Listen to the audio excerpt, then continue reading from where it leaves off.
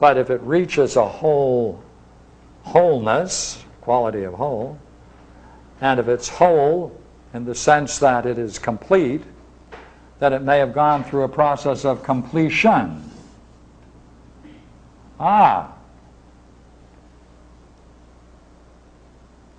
Because completion is more than unification. It means whatever you're dealing with has been brought to whatever is latent within it to its fruitful condition of being completed. Oh, then that's higher than just unification.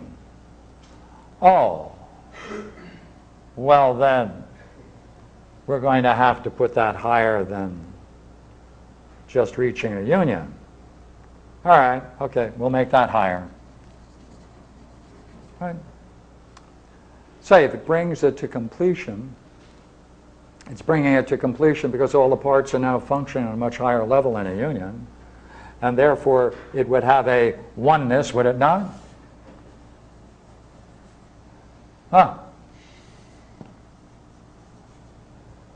That oneness again presupposes a one. Do you see what we're doing? We're singling out these terms, and we're seeing how they fit together and whether or not one is dependent upon another logically. And then we're arranging them in a hierarchy.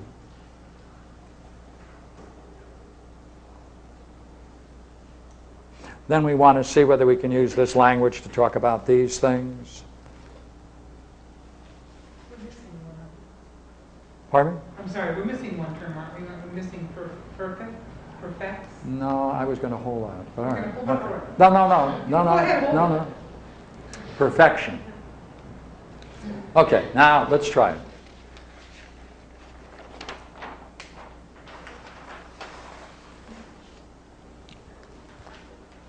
Now, you're quite right. Let me put it in now.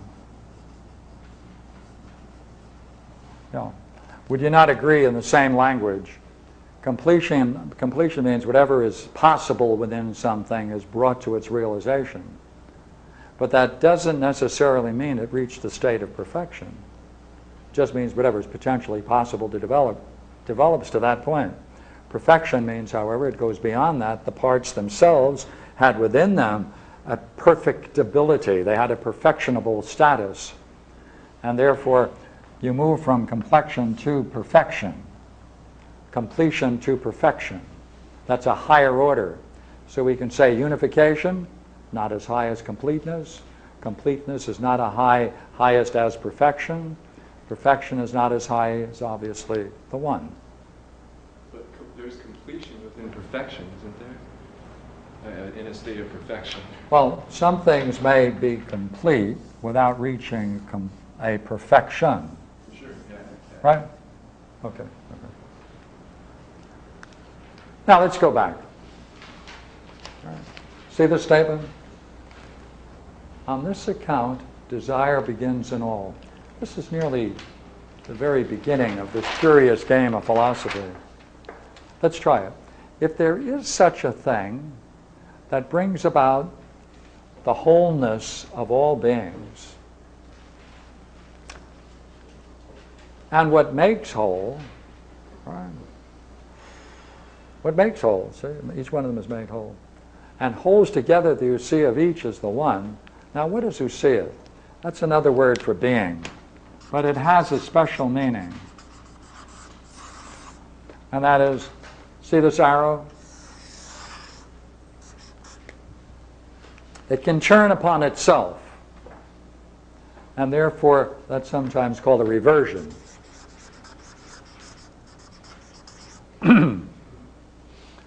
Things can revert either in terms of their own being, in terms of their vitality, or in terms of their intelligence. These are the three different ways. But for here, therefore, whatever holds things together, see, there has to be something that maintains them, that holds them together. Whatever it is something that turns it upon itself. There must be something within it that keeps us there. What is it in man? What is it in us that keeps our sense of identity? What is that thing within us that keeps our sense of identity? because with it we can reflect upon ourselves.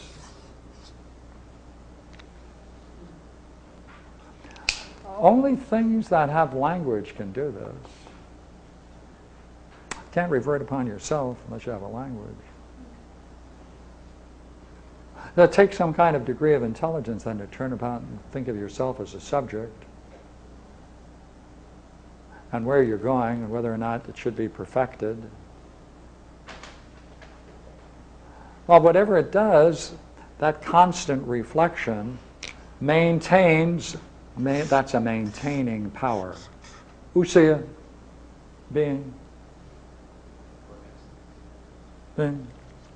That's the one. That's another way of talking about the one. The one is a power for turning it about and completing it as a degree of perfection. Well, anything that would see that and recognize that, whatever it is,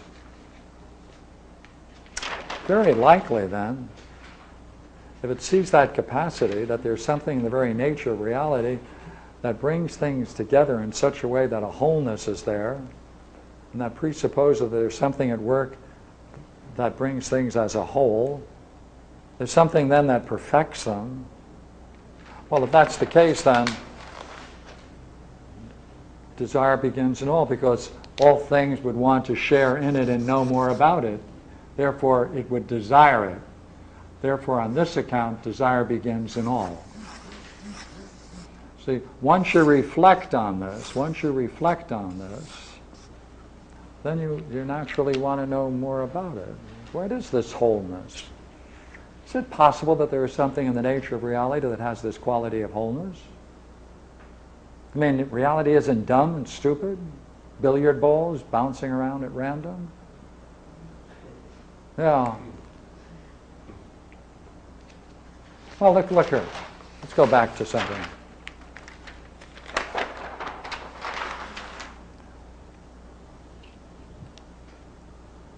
That holding together and maintaining it and maintaining its status, right? That's a very powerful and interesting quality about the nature of living things that have intelligence. Well, if you didn't have that one that does that, what would follow? Well, by the one, all are made whole. Uh-oh. Oh, wait a minute. And dispersal, leaving the one, deprives each of this power of maintaining itself into a unity.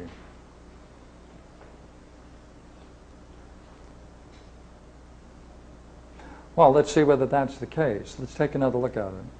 Would you say this is true from what we've said? Whenever then some, whatever they may be, fall away from the good, they are deprived of sharing in the one. If they're the same. And without any share in the one, they're deprived of the good in the same way. And therefore, to whatever degree they're deprived of the one, they're also deprived of the good. So if you fall away from the good, you also sure fall away from that unity, that unification, that perfection, that completion. And then with no share in that oneing, that one, well, they're deprived of the good in the same way, since the good functions in the same way as the one, and the one functions in the same way as the good.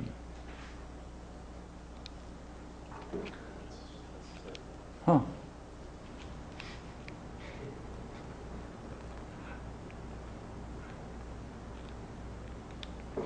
Well, I guess it's important to find out how to keep from